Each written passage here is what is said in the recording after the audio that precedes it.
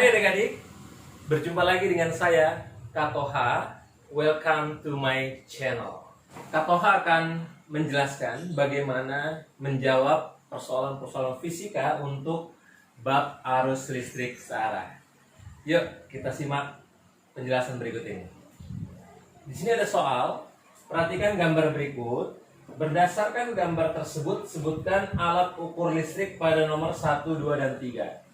Kalau kita lihat di sini rangkaiannya, ada baterai, di sini dihubungkan secara paralel dan juga seri, berarti ini namanya rangkaian campuran secara tertutup. Di sini ada hambatan R1, R3, di sini ada R2, di sini ada R2, di sini ada R3. Nah, apakah alat ukur yang tepat yang bisa kita berikan untuk 1, 2, dan 3? Tentunya kita harus tahu dulu bagaimana konsep menempatkan arah alat ukur listrik. Berarti jawabannya adalah alat ukur listrik itu ada dua, ya adik-adik ya. Nah, ada dua. Yang pertama adalah namanya ampere meter.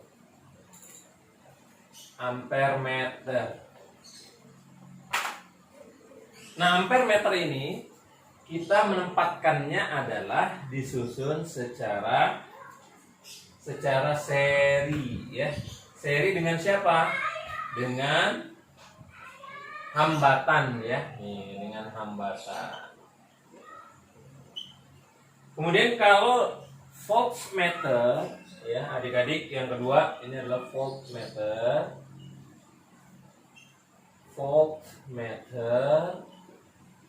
Ini disusun secara paralel, ya, dengan hambatan. Maka bisa kita ambil kesimpulan di sini adik-adik, kalau kita lihat R1, nah di sini ya, ini seri atau sejajar dengan R1 dengan nomor 1. Maka kalau dia seri, berarti gambar nomor 1 yang ini menunjukkan adalah ampere meter, ya. Ini adalah ampere meter. Kemudian yang kedua, di sini ada R2 bertemu dengan nomor 2. Kalau kita lihat ini juga sejajar nih, seri, ya. Berarti nomor 2 ini alat ukurnya adalah ampere meter, ya.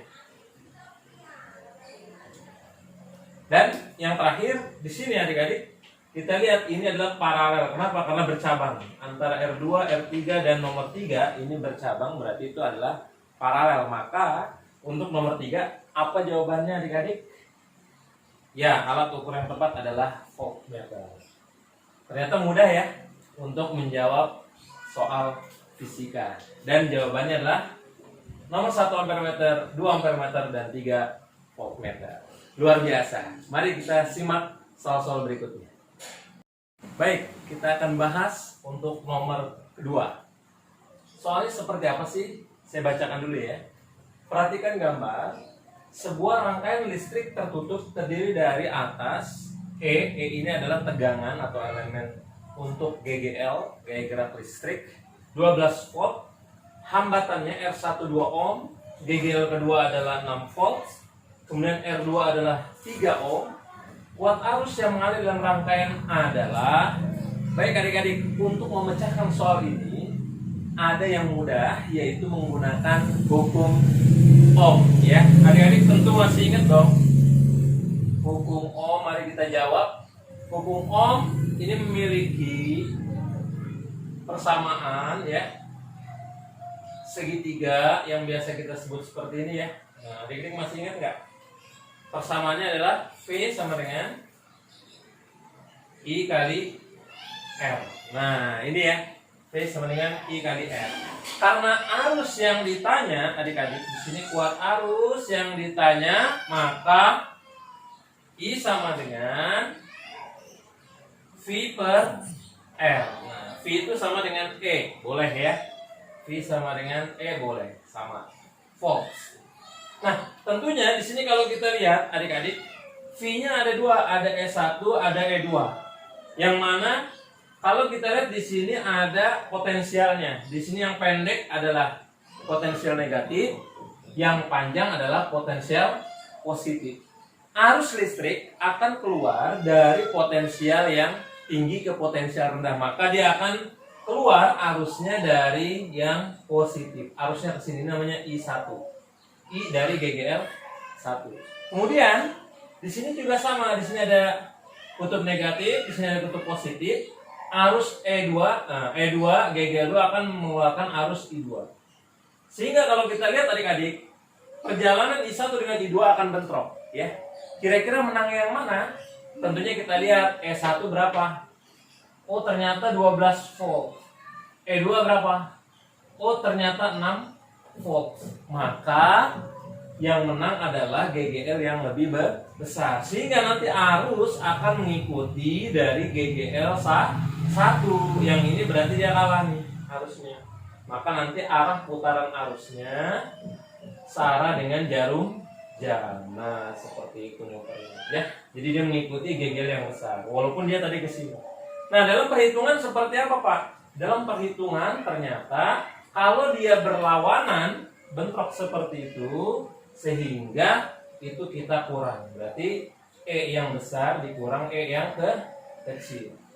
Nah, untuk R di sini R1 dan R2 disusun secara seri, tidak ada cabangannya. Maka ini tinggal kita tambah R1 ditambah R2 rangkaian seri, ya. Jadi kalau seri kan ditambah. Sehingga adik-adik kita bisa langsung jawab E1-nya 12 dikurang E2-nya 6 per R1-nya berapa adik-adik? 2 ditambah R2-nya berapa? 3. Sehingga kalau kita lihat 12 dikurang 6 adalah 6, 2 ditambah 3 adalah 5, berarti jawabannya adalah 1,2 ampere. Ternyata mudah ya untuk menjawab persoalan arus listrik sana. Yuk kita simak soal berikutnya. Yes, sekarang nomor 3 ya.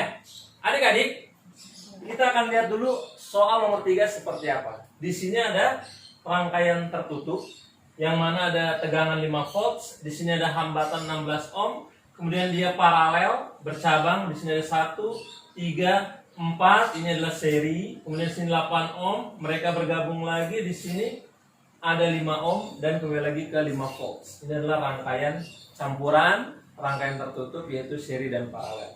Perhatikan gambar. Kuat arus yang melalui hambatan 16 ohm adalah, berarti tegangan 5 volts ini akan mengalirkan arus yang arahnya tadi sudah saya jelaskan keluar dari kutub positif, arusnya akan keluar sehingga dia akan melewati di sini arusnya, ya. Maka adik-adik kalau ingin menjawab arus yang melewati 16 ohm, berarti kita hitung saja arus totalnya, ya, dengan persamaan yang tadi masih sama ya. Dengan persamaan yang tadi adik-adik masih sama segitiga, yaitu V sama dengan I kali R gitu ya. V sama dengan I kali R. Sehingga kalau dia bertanya kuat arusnya, maka I sama dengan, boleh kita tulis V per R. Ini dia adik-adik cara menjawabnya ya. Untuk I sama dengan V per R. Nah, sini ya. Oke. Nah, bagaimana R-nya? Apakah hanya 16 ohm saja? Tentunya tidak. Tentunya tidak. Ini harus kita totalkan dulu, jumlahkan dulu semuanya. Yuk, kita jumlahkan satu persatu. Langkah pertama, adik-adik lihat di sini. Ini adalah rangkaian seri. Kalau seri tinggal kalian tambah aja. Berarti R seri sama dengan 1 ditambah 3 ditambah 4 sama dengan 8.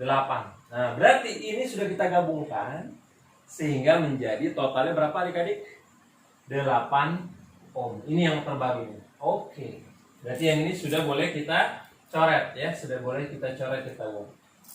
Sudah tergabung di sini menjadi 8. Nah, 8 dengan 8 ini kita satukan kembali. Sehingga ini bentuknya adalah paralel ya. Ini paralel. Berarti 8 dengan 8 boleh kita gunakan rangkaian paralel. Berarti adik-adik tinggal kalikan saja 8 kali 8 per, tinggal kalian tambahkan. Berarti 8 ditambah 8. Berarti 8 kali 8 adalah 64.